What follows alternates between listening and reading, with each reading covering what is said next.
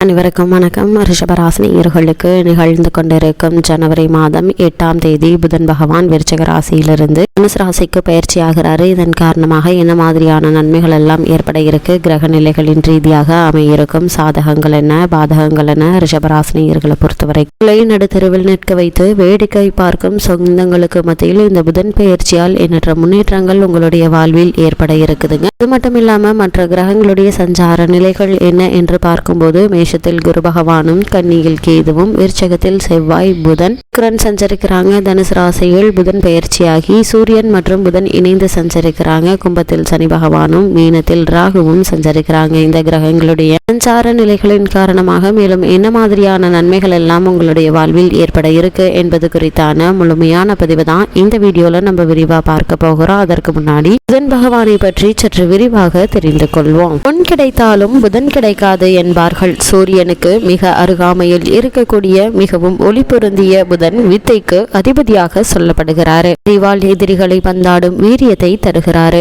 மிதுனமும் கன்னியும் அவரது ராசிகள். நட்பை கொண்டாடுபவர் என்பதால் கால சக்கரத்தின் 3, 6ஆம் இடம் புதனுக்கு தரப்பட்டது. ஒருவருடைய ஜாதகத்தில் புதன் நல்ல அமைப்பில் இருந்தால் கல்வி கல்லாமல் பாகம் புகட்டும் அளவிற்கு, அதாவது அவரிடமிருந்துதான் மற்றவர்கள் படிப்பார்கள் என்ற அளவிற்கு அவ்வளவு நுட்ப அறிவை தரக்கூடியவர் புதன்.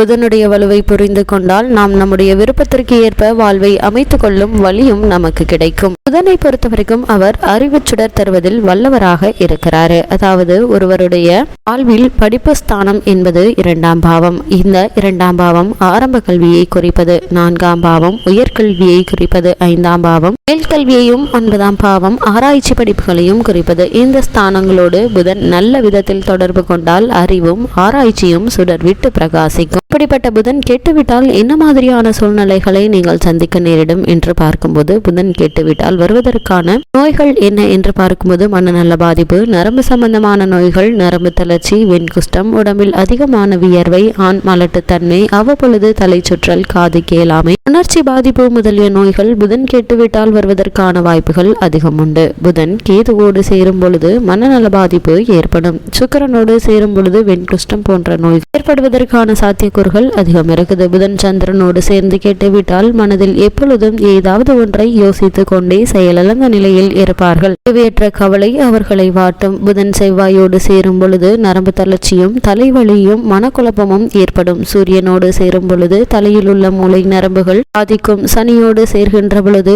எதிர்ப்பு சக்தி குறைவு ஏற்படுவதற்கான சாத்தியக்கூறுகள் அதிகம் இருக்குது. இந்த புதனை பொறுத்த வரைக்கும் ஒவ்வொருவருடைய ஜாதகங்களிலும் 12 பாவங்களில் சந்தரிப்பாரு. இந்த 12 பாவங்களில் புதன் 1ஆம் இடத்தில் இருக்க புத்தி சாதுரியம், இலக்கிய ஈடுபாடு, உயர்கல்வி ஆகியவை உங்களுடைய வாழ்வில் ஏற்படும். அப்படிப்பட்ட புதன் 2ஆம் இடத்தில் இருக்க இனிமையாக சபை மயக்கும் பேச்சும், 3ஆம் இடத்தில் இருக்க கஞ்சத்தன்மை ஆனால் பெண்களை கவர்ந்தெழுக்கும் தன்மை உண்டாகும். புதன் 4ஆம் இடத்தில் இருக்க உயர்கல்வி, பூர்வீக சொத்து கிடைக்கும். புதன் 5ஆம் இடத்தில் இருக்க தாய்மாமனுக்கு தொல்லைகள் ஏற்படும். இந்த 5ஆம் இடத்தை பொறுத்த வரைக்கும் கிருஷ்ண பகவான் ஜாதகத்தில் 5ஆம் இடம் மாமன் இடம் என்பதாலும் இங்கே புதன் ஆட்சி உச்சம் பெற்றதாலும் மாமனுக்கு காரக பாவம் எதிரானது. இது கிரகம் அமைந்ததால் ஏற்பட்ட விளைவு அல்ல. கண்ணன் பிறப்பதற்கு முன்னாலேயே கம்சன் கண்ணனை எதிரியாக நினைத்ததால் அப்படியே கிரகம் அமைந்தது. இதை எண்ணம் போல் வாழ்வு என்று சொல்வார்கள். கஞ்சன் வயிற்றில் நெருப்பன நின்ற நெடுமாளே என்று ஆண்டாள் சொன்னதை போல தனக்கு ஒரு வயிற்று வழியாக எரிச்சலோடு கண்ணனை கம்சன் நினைத்ததால் அப்படியே கிரகங்களும் நின்றன. அங்கே புதன்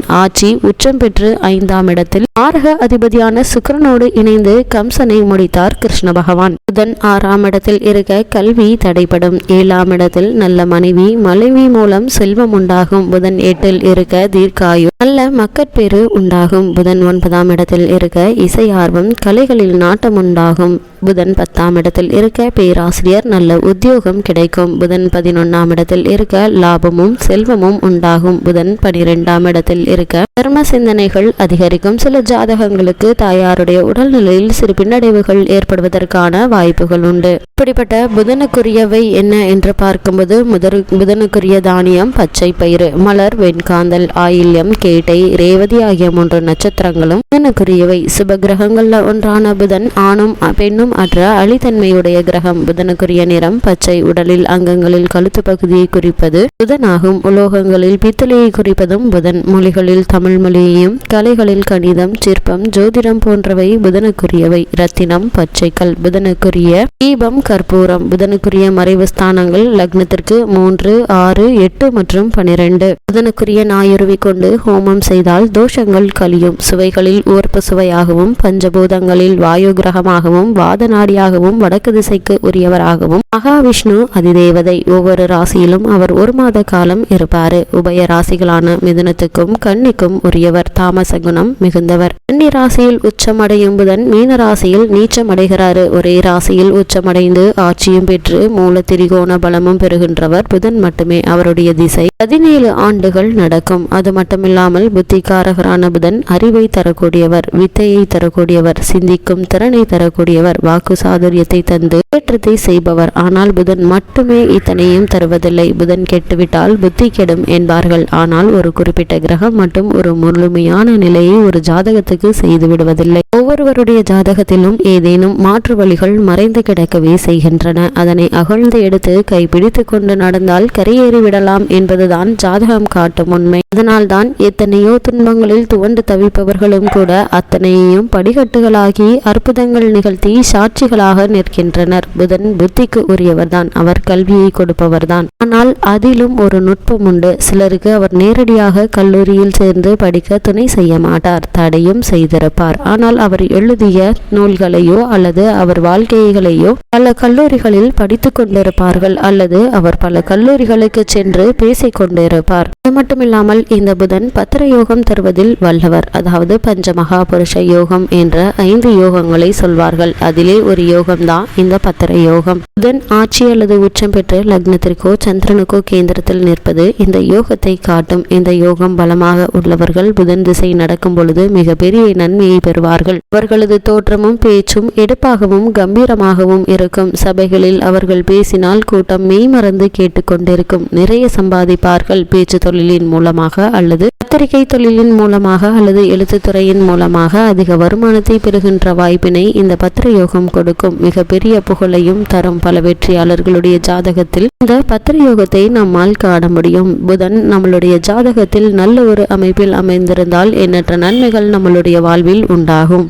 இவ்வளவு மேன்மைகளை கொண்ட புதன் பகவான் ரிஷபராசினியர்களுக்கு 2 மற்றும் 5ஆம் இடத்திற்கு அதிபதியாக திகழ்கிறாரு. அவர் உங்களுடைய ராசிக்கு அஷ்டமஸ்தானத்தில் சஞ்சரிக்கிறாரு. இருந்தாலும் கூட புதனுடைய சுப பார்வையான 7ஆம் பார்வை உங்களுடைய ராசிக்கு 2ஆம் இடத்திற்கு பதிவதால எண்ணற்ற முன்னேற்றங்கள் உங்களுடைய வாழ்வில் ஏற்பட இருக்குதுங்க. இதன் காரணமாக ராசிநாதனான சுக்கிரன் 7லிருந்து ராசியை பார்ப்பது விசேஷமான ஒரு கிரக சஞ்சாரம் என்று தாங்க சொல்ல வேண்டும். கேது 5இல் இருப்பதால் தெய்வ தரிசனமும் பெரியோர்களுடைய ஆசையும் உங்களுக்கு கிடைக்க இருக்குது. சுபகாரிய தடைகள் நீங்க இருக்குதுங்க. பணியினால் நல்ல பலன்கள் கிடைக்குங்க. உழைப்பினால் கௌரவம் உங்களுக்கு உண்டுங்க. சிலருக்கு பணி நிரந்தரம் கிடைப்பதற்கான சாத்தியக்கூறுகள் அதிகம் இருக்குது. புதிய வேலை முயற்சிக்கும் ரிஷபராசினருக்கு ஒரு சிறு முயற்சியிலேயே நல்ல ஒரு வேலை கிடைக்க இருக்குதுங்க. தொழில் வளர்ச்சிக்கான அமைப்பு இருக்குதுங்க. சம்பள உயர்வு, பதவி உயர்வு எதிர்பார்த்தபடி கிடைக்கக்கூடிய ஒரு தருணமா புதன் பயிற்சி அமைய இருக்குதுங்க. அஷ்டமாதிபதி குரு 12இல் மறைவதும் நன்மை என்று தாங்க சொல்ல வேண்டும். உங்களுடைய முயற்சிகள் மறைமுக வெற்றிகள் கிடைக்கக்கூடிய ஒரு தருணமா இந்த புதன் பயிற்சி அமைய இருக்குது.